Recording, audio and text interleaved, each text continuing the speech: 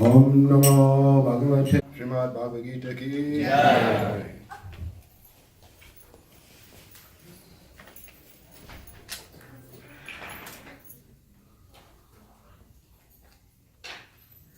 Tonight's verse is from the 6th chapter, verse 27. We'll do the Sanskrit together. Repeat after me. Prasanta Manasam Inam Yoginam Sukham Uttamam Upaiti Santa Rajasam Brahma Bhutam Akalmasam. Repeat the English translation. The yogi whose mind is fixed on me. The yogi whose mind is fixed on me. Verily attains the highest perfection of transcendental happiness. Verily attains the highest perfection of transcendental happiness. He is beyond the mode of passion. He is beyond the mode of passion. He realizes his qualitative identity with the Supreme. He realizes his qualitative identity with the Supreme. And thus he is freed And thus he is free from all kinds of reactions from all kinds of reactions to past deeds. to past deeds. Purport by Srila Prabhupada. Brahma Bhuta is the state of being free from material contamination and situated in the transcendental service of the Lord. Mat Bhaktim Labhate Param. One cannot remain in the quality of Brahman, the Absolute, until one's mind is fixed on the lotus feet of the Lord. Savai Mana Krishna Padara Vindayo. To be always engaged in the transcendental loving service of the Lord, or to remain in Krishna consciousness, is to be factually liberated from the mode of passion and all material contamination.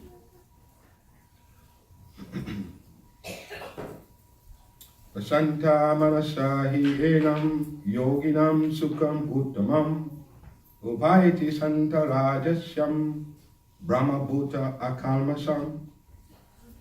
The yogi whose mind is fixed on me verily attains the highest perfection of transcendental happiness. He is beyond the mode of passion. He realizes his qualitative identity with the Supreme, and thus he is free from all reactions to past deeds. Om Aginam Timanandasya Ginam Ginam Shalakaya Chakshurunitam Jnanam Tasmai Shri Guruve Namah Panchakalpatarubhyascha Kripa Sindhu Bhavevacha Patitanam Pavanebhyo Vaishnavebhyo Namah.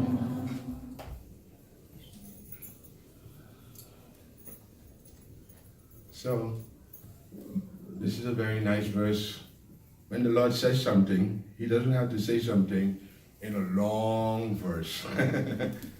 Sometimes we think that we have to hear a long verse to understand what the secrets are. But this is a very simple verse that Krishna is speaking, how to attain the transcendental happiness. Very important why Krishna says that. Because, the living entity, we're all looking for happiness, aren't we? Prabhupada said, nobody is looking to be unhappy. You don't have to look for that, it will come. So the happiness, everybody is looking for that. And that is our Krishna consciousness, being situated in the happiness. If we just have a philosophy, but we're not happy, what the philosophy had no meaning. And so, and even in material life, happiness is the main point. We go to the job, but we don't want the job, but we really want to be happy. But the only way we'll be happy is to do the job. So, and everywhere we're looking for this happiness. In material happiness, with the senses, you need something good to eat, something nice to sleep, something, eating, sleeping, mating, and defending. That's the happiness in the body. But we find that the happiness of the body, that's not enough. That's why the problems in life, people find out what is the real problem. The real problem, the happiness is not enough. If you never have a big mansion in Florida, still it won't be enough. I'll still become depressed. Why? Because we have happiness belong to the body and we have happiness that belongs to the soul. If we invest in the body, but we don't invest anything in the soul, then we become miserable. And also, if you try to invest everything in the soul, if you don't invest something in the body, you'll also become miserable. So there's a balance. Krishna speaks about this in Bhagavad Gita. One who is balanced with the material and the spiritual. The happiness, that is called Ananda, or transcendental ecstasy.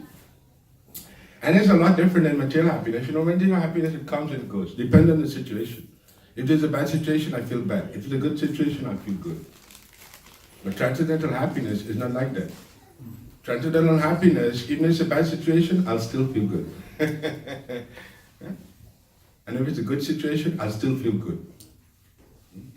How one gets to be transcendental happiness is the person becomes happy in himself. He doesn't have anything add to the person. That's called Satchidananda Vigraha. The soul's natural quality is full of ananda, full of happiness and bliss. So we have lost that. That's our position in the material world.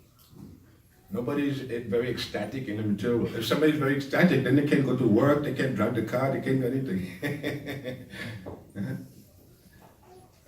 That's material happiness. It only have a certain amount, and that's it. But transcendental happiness can go on and on and on and on and on and on until you have to take a seat. Until you have to relax. You have to control the happiness. You get so much of it, you have to control it. Because you look silly. You'll be laughing, jumping around like a child. Everybody will say, what's wrong with Bhushara? So that is the happiness that is there in spiritual life. Everybody's looking for that. But the thing is how to attain that. If you cannot attain that, you just put on a dhoti, you put on tilak, you put on beadbag, automatically, it won't happen. You have to make some sacrifice. Therefore you see the word Hare Krishna, they're chanting there on the japa, japa, japa. These are reading in the book, reading Bhagavatam, reading. Why are they doing it? Because they want to become free from the misery. Krishna speaks about this in Bhagavad Gita. Everybody is trying to escape the miseries. What are the miseries? The biggest misery is birth. That's why when the baby comes, we have to start crying right away. Because the biggest one is birth. You take birth already. And along with birth, you get disease, you get old age, you get death. Nobody can understand death properly. Because death is the master. Everyone has to pay obeisances. Prabhupada said, one time I was there in a lecture in the evening, and Prabhupada, after the talk, somebody asked a question. They said, Srila Prabhupada, I don't like to bow down. And everybody laughed. Prabhupada said that way. Prabhupada said that you have diagnosed your own disease. You don't like to bow down. But Prabhupada said that the thing is to find where you find perfection by bowing down. You find perfection by bowing down. If you bow down in the right place. But if you don't like to bow down, you don't want to bow down, the Prabhupada said you'll have to bow down at the time of leaving the body. That's called, Prabhupada said, dandavat. And those who don't like to renounce everything, you'll have to renounce everything. The car, the house, the wife, whatever, everything will be renounced by force. So what a devotee does, instead of having to wait until death to come dry everything away, he makes a surrender. And everything is Krishna's property anyway. Even me, myself, I'm Krishna's property. And so this is where the happiness comes about. Not some yogis, like Krishna describes it, the devotee is the greatest yogi. Some yogis, they're trying to merge in the impersonal Brahman. Very difficult. Very difficult, because when you're in a material body, to negate the body, that's not possible. Especially in Kali Yuga, who can do that? Nobody. But this process that's given to us by Lord Chaitanya, we can become purified. We don't have to starve ourselves. We don't have to close our eyes and try to fix our mind on the internal all the time and try to fix it out. We can do the devotional service and become purified. This is what Lord Chaitanya is given. You simply chant Hare Krishna and you change the situation that you are in this body. You change the situation by devotional service. Devotional service, it is beyond the modes of nature. That is the quality of devotional service. And by being fixed in devotional service all the time, you develop a transcendental nature. And by developing this transcendental nature, then this ecstasy comes about. The ecstasy is not like a magic thing. It's not like something that just comes about. What it is that your love for the devotees and your love for Krishna, that is natural, that is life itself, and that manifests. As soon as somebody becomes purified, then they develop the love of Krishna. Love of Krishna is not just love of Krishna, it's love for everyone. It's love for every living entity.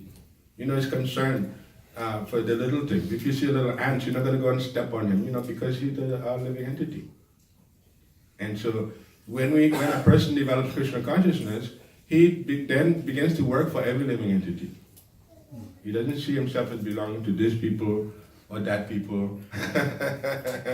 So this is some of the problems everyone is struggling in the material world due to the false platform of life, thinking of this body. Prabhupada describes it as like a disease for the soul. So unknowingly, we're in the disease. And we're thinking, we're well, we're happy, we're well. We're a disease. And to remove the disease, that's Krishna consciousness. Anyone who can do that, by how you remove the disease? By surrender.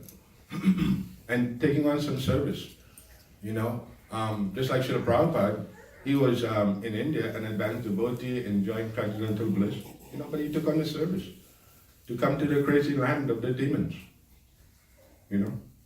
Everybody's a meat eater, everybody's crazy. Actually, some people advise Prabhupada, why are you doing that? You're not a young man. You're an old man. So many people before you have tried, everybody fails. So what makes you think you'll be successful? And you're old too. So but just see the miracle of Krishna consciousness. That an aged person can come alone with no money or nothing, and in a matter of years he can spread Krishna consciousness throughout the world, where a lot of people are today benefiting from the knowledge. If you realize you're not the body, then you're going to be very happy. If you become Krishna consciousness, then what people are looking for, you'll get that. What everybody's looking for, you'll get that. And people will still be looking. But the Krishna conscious person will get the ananda, will get the ecstasies, and will get the proper knowledge. And the freedom from, you cannot become Krishna conscious if the false ego is prominent. The false ego is like the troublemaker. He encourages somebody, you don't need to do anything, you're good already. Why you need to chant, you don't need to read, you're perfect already. And so, there's no happiness in just pretending to be, everything. That's not the real happiness. And so, we get to the happiness, we have to see a good example. Just like the devotees that follow Srila Prabhupada. Why? Because they saw a good example in Srila Prabhupada. A magnificent person. And you'll hear that same story from everyone. And even in Prabhupada times, he was talking about Bhaktisiddhanta. Bhaktisiddhanta, when they saw him, he's so great. Remember when Prabhupada's friend, they went to see Bhaktisiddhanta, and then later on that night, Prabhupada said he met a great person. Similarly also, Srila Bhaktisiddhanta, he also said that he met a great person, Gaurikishore Das Babaji Maharaj. Likewise, they all had good association with Bhakti Vinod Thakur. So this is the way the Krishna consciousness works. It's by personal association. It's not impersonal. You cannot develop love in an impersonal way. If you want to go to Vaikuntha. If you want to go to the Brahmajyoti, that's okay. You can, by Krishna consciousness, you can go to the Brahmajyoti also. But somebody who is Krishna conscious, why do you want to go to the Brahmajyoti? Just Goloka or Vrindavan. You should not think that in Goloka Vrindavan we'll get bored, just loving Krishna. This is the difference between material love and transcendental love. Material love, it goes up and down, and then it disappears. It's good today, tomorrow is not good. Yesterday was nice, tomorrow, you never know what's going to happen next week. But transcendental love is not like that. Because it's based on the soul. That's what's unknown in the material world, the soul and Krishna. Both those things that's what's making everything, but still it remains unknown. The soul is unknown and Krishna is unknown. Except to the realized person. The realized person, he can realize the soul and he can realize Krishna. You cannot realize the soul if you don't know what is Ananda. And if you don't have knowledge about Krishna, it's not that easy. Because actually one becomes realized by Krishna giving the thing from within the person. Krishna gives the enlightenment. Nobody can get it on their own. I've studied so much of Bhagavatam, I've chanted 64 rounds. These are not the qualifications. Let's have a different qualification. Humility and surrender. The great person in Krishna consciousness is not the person who is the big person. The great person is the loving person who is humble and who is surrendered and who is dedicated. So there's no trying to be a big person in Krishna consciousness. Anybody who tries to be a big person in Krishna consciousness will fail. And so this is a lot different than material life, This is even a lot different than religion, because religion is my religion, your religion. I do this, you do this. Krishna consciousness is transcendental to that. All the people that are coming to Krishna consciousness, is Krishna who is picking these people himself. You don't come on your own to Krishna consciousness. God is who arranges it so you can come. But God lets you think that you know it all. You know everything, and that's why you're a devotee. No. It's Krishna saw your dedication, Krishna saw your sincerity, and He picked you to be Krishna conscious. And therefore, He gave you the association of His devotees. When Krishna loves somebody, what does He give them? The most special thing He has, that's His devotee. Krishna loved us, that's why He gave us Srila Prabhupada. If you want to make the progress in Krishna Prema, then you have to develop some emotion. Emotion doesn't come easy, If you want to get some emotion, you got to make some sacrifice, You got to put yourself personally involved. You can't stand on the sidelines, You just know about it. It's very nice philosophy. You have to jump into it and do something for the devotees and do something for Krishna. Incidentally, when you do something for the devotees, also Krishna thinks that you're doing something for him also. That's the way Krishna thinks, So, we have the devotees, and everyone should try to become connected with a bona fide spiritual master. That's being connected personally. That's not just philosophy. That's a personal thing we do. When we take shelter, we have to see advanced devotee, somebody who just can't take an advanced devotee automatically. Everybody likes him, so I'll take him. You have to feel something personally with that person. And you have to feel something that when you hear that person's voice, when you hear the knowledge from them, it inspires you, you become advanced right away. So it's not I like an Indian guru. I want a white-body guru. Krishna is educating the devotees how to become free. And that freedom comes by becoming advanced in the devotional service and being able to gradually taste the ecstasy that's there. That ecstasy is just the beginning of the Krishna prema. That's what everybody is missing. Without that ecstasy, then everything becomes like selfish, I want something for myself. Without that ecstasy, we'd be in a desperate need to get something for ourselves. But we find that if you can develop the ecstasy, then you don't need anything. You won't be desperate for anything. Because you'll have within yourself all access to Krishna through that ecstasy. The ecstasy itself is part of Krishna, It's described in the Bhagavad Gita. This ecstasy is part of Krishna's body. Just like we have a gross body. Krishna's body is made out of ecstasy. So when you contact Krishna, you also contact that ecstasy. The way how to develop the ecstasy, first the false ego have to be removed.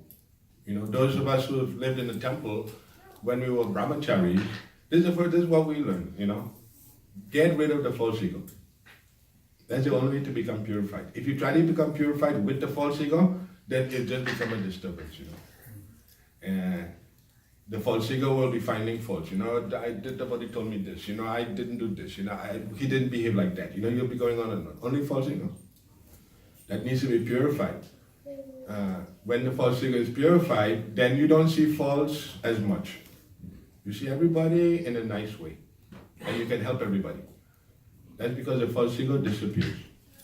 If the false ego, it will only disappear if one develops the loving attitude. Without the loving attitude, then one will see all the faults that everyone has, then it will appear like one has no faults. And then you'll start seeing the faults. If you're seeing the faults of everyone, then that becomes your fault. That becomes your big fault. And so it's just like if you're a doctor, if you're a psychiatrist, if you see people acting in the hospital crazy, then you don't become alarmed. Oh, people are acting crazy in here. Because you know that this is a hospital, so you're not alarmed. And then you can work properly without becoming offended and everything. The false ego is very offended by everything. So that is the training, to remove the false ego. It takes a long time. It depends on how damaging the false ego is. If it's not so bad, then it's a little light jump. If it's bad, it needs an operation, a big operation. It depends. But if you don't take care of it, it'll just remain there, and you won't become purified, you won't become enlightened, you won't become full of ananda, and you just leave the body, you'll have to do it over again. And what is the sense in doing something over again? Prabhupada said, don't trust the next life, And we can see in this life, even if somebody comes out, they may be born in the family of devotees, and still they may fall away. Still they may not see it properly for what it is, That's why sometimes you have somebody who isn't born a devotee, they become a devotee. And somebody who's born a devotee, they never become a devotee. Very interesting. So that means that God is open to everyone. You should always remember that. Krishna is open to every living entity. And that is the actual teaching there. Krishna says in Bhagavad Gita, when you have learned the truth, you will know that all living entities are but part of me, they're in me, and they're mine. So this is, we found ourselves where we have to return back to the spiritual world. You cannot go back to the spiritual world after you leave the body. After you leave the body, everything is finished already. You have to be in the spiritual world before you leave the body. And that is how that happens, is the body becomes purified. All the atoms of the body, they become purified by the devotional. The devotional service has effect on the body and the mind. And by devotional service, the contaminating effects of the mind and the body gradually vanish away. Then one becomes enlightened. And then one becomes full of ananda. And then one has an understanding of the perfect philosophy that's given by Krishna. Now, nobody comes up with the Krishna conscious philosophy. The Krishna conscious philosophy belongs to Krishna. In the beginning, he gave it to Lord Brahma. That's the way it's understood. Nobody knew about it. Just like Krishna consciousness, it's very hard to find out before Prabhupada. Nobody really knew about it. People knew that, the Krishna consciousness is not a religion. People knew that. But it wasn't widely known as it is known now by the grace of Srila Prabhupada. So it is a responsibility of the devotees to become self-realized. It's not an easy job. It will take a long time. You can expect that you come to the temple and you feel ecstatic and you're going to be Krishna conscious. Tomorrow. Devotees who are Krishna conscious, they live in like that, they don't study it, they live it every day. And the only reason how you're gonna be doing it every day, right? That is, you have to enjoy it. And the only way you'll enjoy it is by the transcendental taste of the ecstasy. When that develops, then that's the big enjoyment. Everything magnifies. You come to the deity, that's magnified. You dance in the kirtan, that's magnified. You read in a book, everything becomes more magnified by your realization. Just like we see, sometimes Srila Prabhupada come and look at the deity and offer respect. We shouldn't think that we're seeing the same thing as Srila Prabhupada is seeing. He's in his own realized state, he's seeing everything.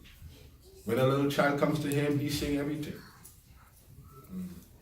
And so we cannot become Krishna conscious without the proper association and seeing the Krishna consciousness in someone else.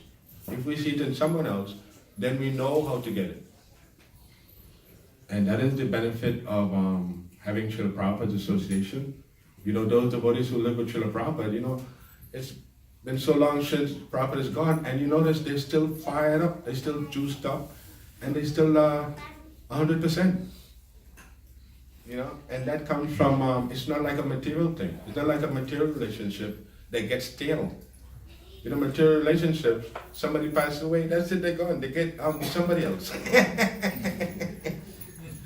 Right? But if your guru goes away, you don't go, oh, my guru's gone, I got to find another guru. So the relationship is transcendental. And so a transcendental relationship, you cannot find out about that and study it. You have to aspire to meet more and more advanced devotees. If we're in this temple here, then gradually nice devotees will be passing through and you'll get the association. That is the way the Krishna consciousness is working. Any day you can come here and you can become enlightened by meeting somebody you didn't know before. Somebody traveling from different parts of the world and all of that. So whatever mercy some devotee has, we're so happy that they can come and bring it and share it with us. And that, in that way, the Krishna consciousness is living. It's not just a philosophy. It's really how people will become really happy and really successful in their life. So it's very important. Those who are spiritually minded persons, it's not like they became spiritually minded yesterday. They were always like that from the previous life. So we're all on the journey. You don't come here by chance just to chant and dance, something very simple. This is, life and death. This is the struggle for existence, the struggle for happiness, and to attain the proper position in the spiritual world, where we belong. We don't belong in the material world, birth, old age, disease, and death. We don't belong here. Anybody who doesn't know that and they make a big program to be here and to be happy here, it's not going to happen. Maybe somebody's happy, but then they have to go to the funeral. Their happiness gets dashed away all the time. So you have a big happiness to show. This job, I'm happy in this job. It's not permanent. Something always happens, an earthquake. A storm, you have a nice house, a storm blows it away. So, material life, we cannot depend that material life alone is going to do it for me. That's an illusional way of life. And the more time people waste in that life, then they're being defeated, They have to take birth again. And that's the real knowledge there. How to live, take this human life, and how to make it a success by first attaining the happiness. When you're happy, transcendental happiness is not just like a high. It's not just like a trance. It's something different than that. It's something, the loving exchange that we have with our friends who are devotees, especially when we associate with advanced devotees. Those association affects us that we become enlightened. That's why in all the scriptures and all the Vedas is stressed again and again, try to get good association. We come to the temple for good association, not just to see Krishna. We come here to see Krishna, but Krishna wants us to see, devotees also. Because devotees, how we become advanced is we get the blessings from advanced devotees. That's a secret way. It sounds very simple. Like if the advanced devotees are magic, they just give you the blessing and you become advanced. So it sounds kind of like magic, but actually, when we associate with more advanced devotees, we pick up from them what we need for ourselves, how we need to be. If we read about it, we won't understand it properly. But if we associate with the devotees, we do service with them, we help here and there, then you'll feel good about that. Even devotees who are going out on preaching, anytime you preach to someone, then whatever you're trying to help the person with also becomes realized in you. That's how you become realized. Your attempt to help others makes you enlightened. So it's a practice. So in Krishna consciousness, it's not like I'm just studying yoga, I'm just going in a corner by myself, I keep to myself. It's not like that at all. If you want to go in the spiritual world, you cannot go in the spiritual world, I'll just keep to myself. When Krishna is going with the cowherd boys, I'll stay home. When the kirtan is going on, I don't want to dance. So you lighten up, and in Krishna consciousness you have to get away from being tight, being tight you can. Just like you see Krishna with the cowherd boys, nobody is tight, nobody they can't do. Everybody, you see they're walking into the mouth of Agasura, right? Everybody, let's go, Krishna. If there was somebody skeptical, say, oh no, I'm not going there, look at that, they're crazy. That's the first thing I noticed about Krishna consciousness. It's so wonderful, the descriptions of Krishna, what he's doing, Before I always thought that God was just giving the punishment, thunderbolts, who is good, who's bad, a big beard. But when I understood that Krishna is all full of joy, full of happiness. We're very lucky to have a nice God like Krishna, He has Radharani, If you're biased towards women, Radharani, you're gonna have to kill her, The gopis, they're the greatest devotees, so everyone has to, submit to Krishna's, how he lived, what he likes, what he loves doing. And you'll find that you don't You don't have to be, it's not very hard to accept Krishna at all. You know, this baby form of Krishna, who is afraid of the baby form? Everybody loves the baby form.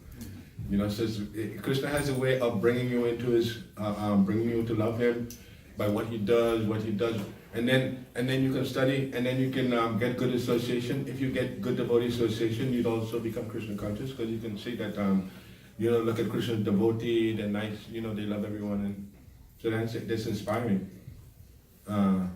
Nobody knew anything about Krishna, but those who got to know about Srila Prabhupada, they immediately found out about Krishna without trying to find Krishna in meditation. They immediately took shelter of Srila Prabhupada and they found Krishna. Easy, just by Srila Prabhupada. You notice if you say the word Srila Prabhupada, you think of Krishna automatically. You don't think of Prabhupada the person, you think of Krishna. Prabhupada said that an advanced devotee, when you hear his name, it reminds you of Krishna right away. Because the person and Krishna, they're interrelated, they're interconnected. And that's the wonderful thing. You know, you come to Krishna consciousness to become enlightened and free, but you get more than that, you know.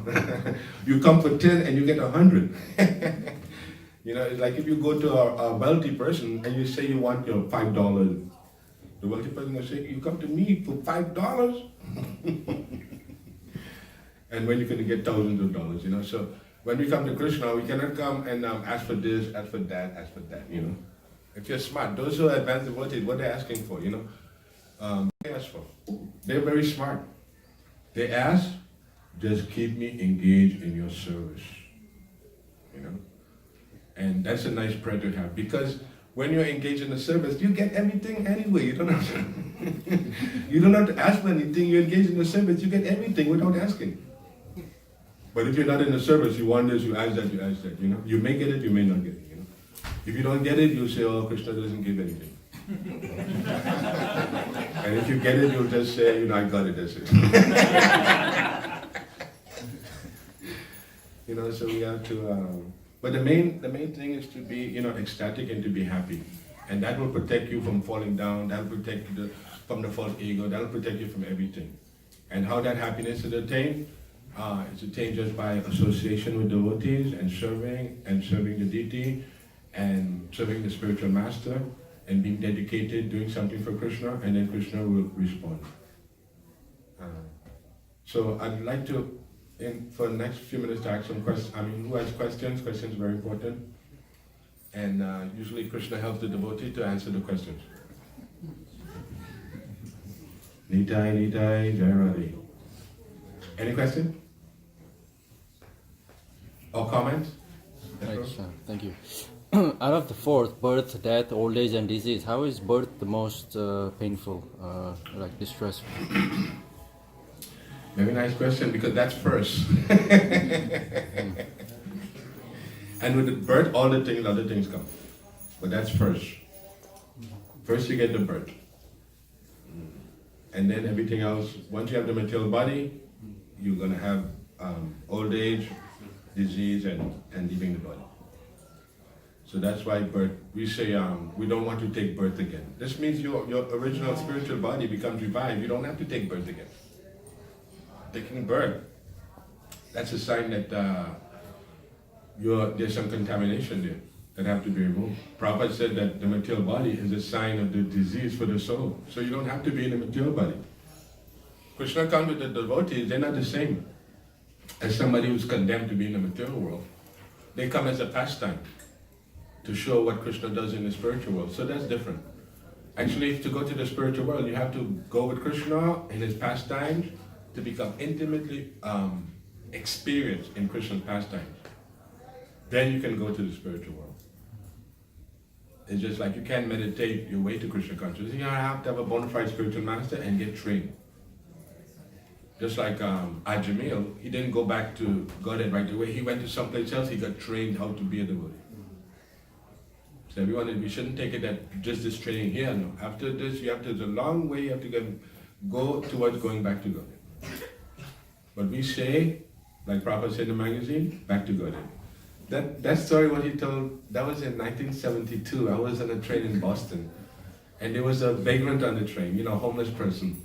And they had a magazine and they threw the magazine and that's how I became a devotee. But just see, you never know what's what. You never know where Krishna is going to show himself, So we cannot look down on anyone. I could have been looking, oh, that's a vagrant on the train.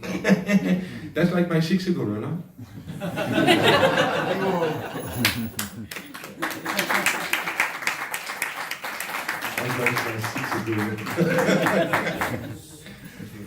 So for one question, since 1972 you came in contact, and then since then you live in a place where there's no temple right now. There's not too many devotees also. You and your family are devotees. But how do you maintain how do you keep yourself surcharged with Krishna consciousness? How do you keep yourself? Very nice question, and it relates to this verse also. What I find, is Can you repeat that? Okay, he said basically how somebody becomes, enthusiastic after so many years. Especially, I'm not a sannyasi, I'm living with wife and children. So even more, more drastic. How that happens, it won't happen if you just know the philosophy. If you don't know the philosophy, that's not good enough.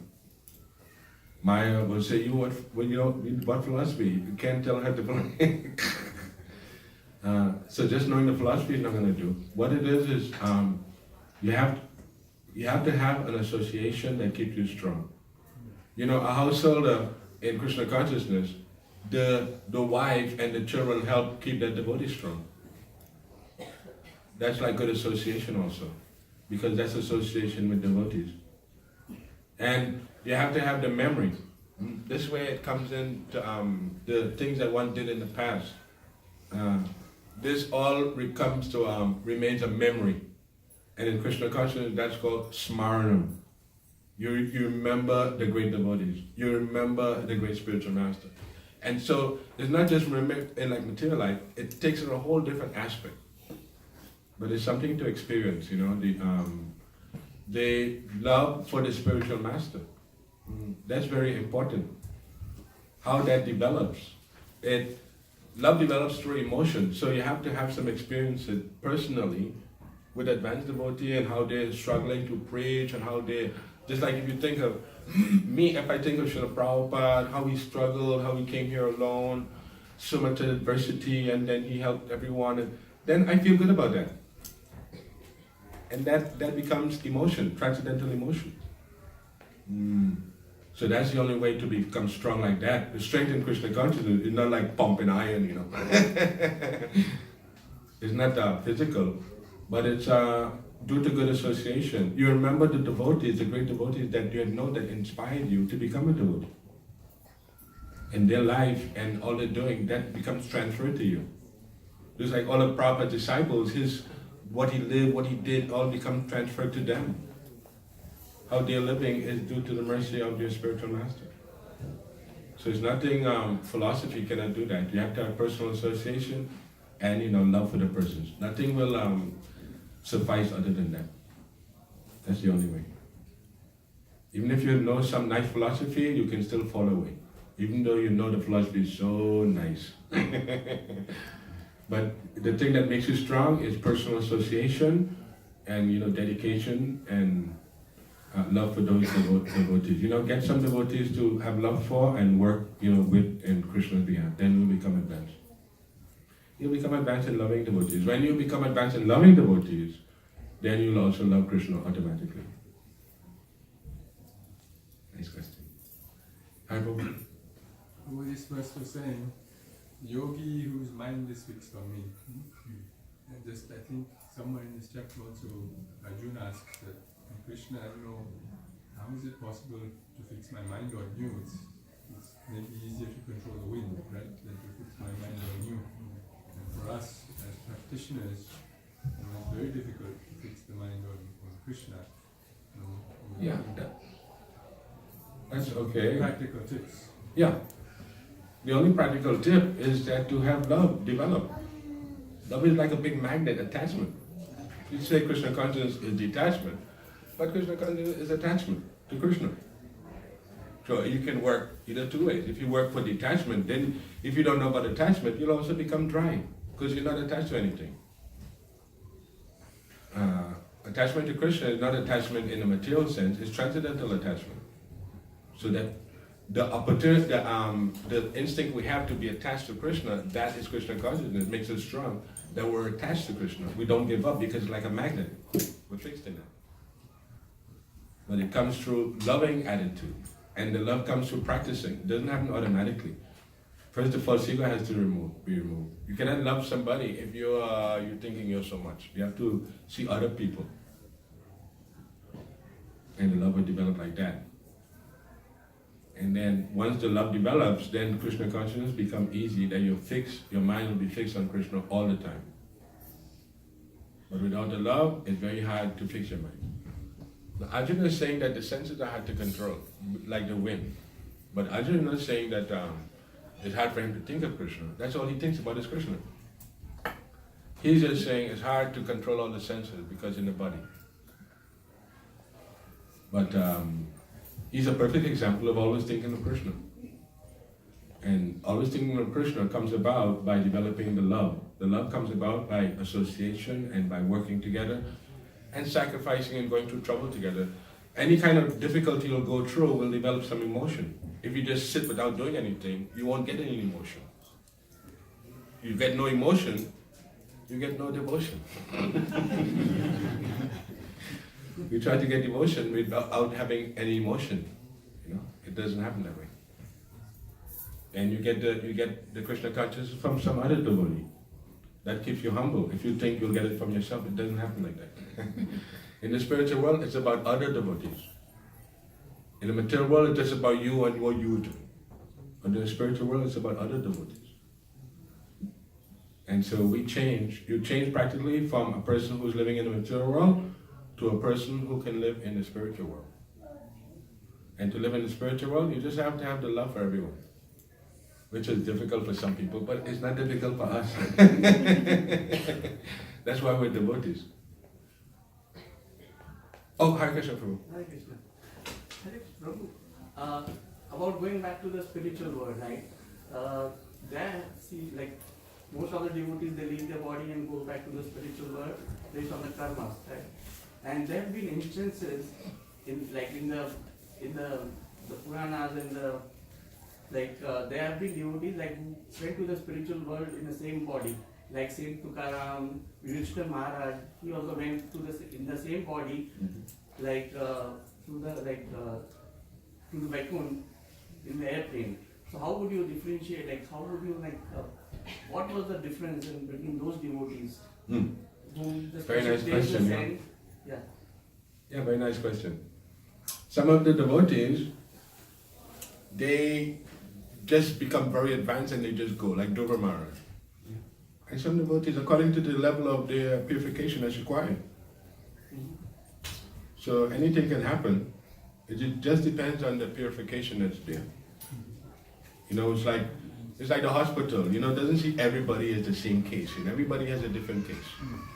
Some people's case is severe. Some people's case is not that severe.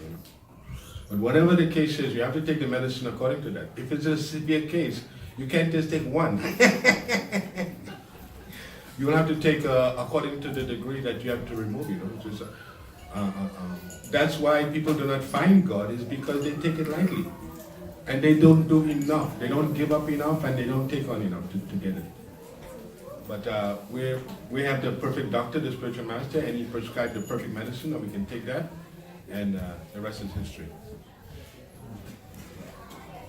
So, all glory to Srila Prabhupada. Good time. Jai Radhe.